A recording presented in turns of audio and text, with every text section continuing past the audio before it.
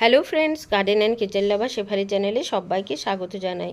তো দেখুন, এই যে এপ্রিল মাসে আমি মিষ্টি আলুগুলো হারভেস্ট করেছিলাম এবং তার এই গাছগুলোকে আবার বস্তার মধ্যে বসিয়ে দিয়েছিলাম গার্ডেন ওয়েস্ট, কিচেন ওয়েস্ট এবং সামান্য মাটি দিয়ে। তো দেখুন, মাত্র 6 মাসে কত সুন্দর আলু হয়ে গেছে। এই যে স্কন্দ জাতীয় গাছগুলো মোটামুটি 4 থেকে 6 মাসের মধ্যেই রেডি হয়ে যায়।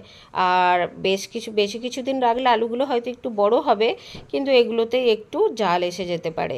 তো এইভাবে বস্তাগুলো সমস্ত মাটি থেকে বের করে আলুগুলো বের করে নিচ্ছি দেখুন। আর মাটিগুলো একদম ঝুরঝুরে, যেগুলো গার্ডেন ওয়েস্ট, কিচেন ওয়েস্ট ছিল সেগুলো একদম কম্পোস্ট হয়ে, সার হয়ে মাটিগুলো মাটিতে পরিণত হয়েছে। তো এই মাটিগুলোকে আবারও আমি এই বস্তার মধ্যে ভরে নেব। দেখুন কত সুন্দর আলু এখানে আমি পেয়ে গেছি।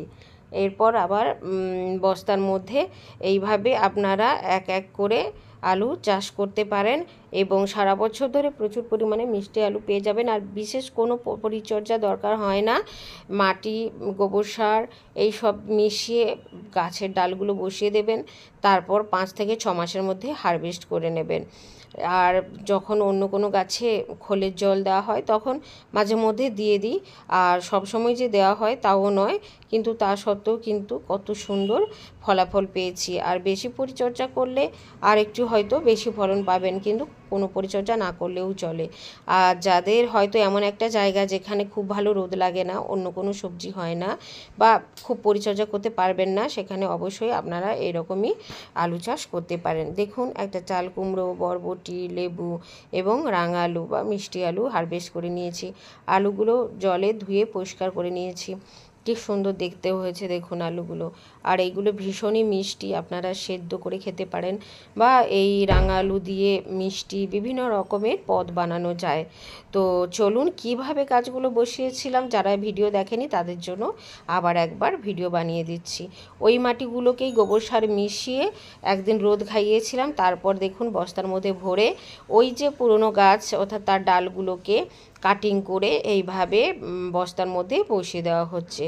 তারপরে গাছগুলো বেশ কিছুদিন ধরে নেওয়ার পর 1 মাসের পর থেকে হালকা করে খোলের জল দিতে পারেন। আর মাঝে মধ্যে একটু গোবর সার দিতে পারেন, না দিলেও কোনো অসুবিধা নেই।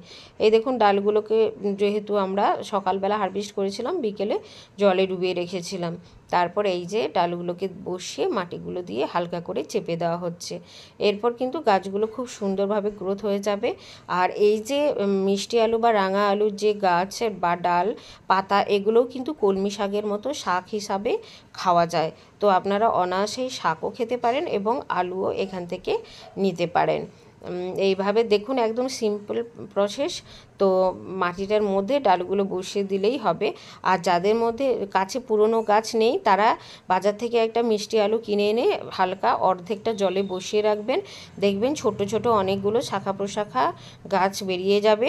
সেই অংশগুলোকে আলুর সঙ্গে ছোট ছোট অংশ কেটে টুকরো করে আপনারা বসিয়ে দিতে পারেন, আর সুন্দর আলু গাছ হয়ে যাবে।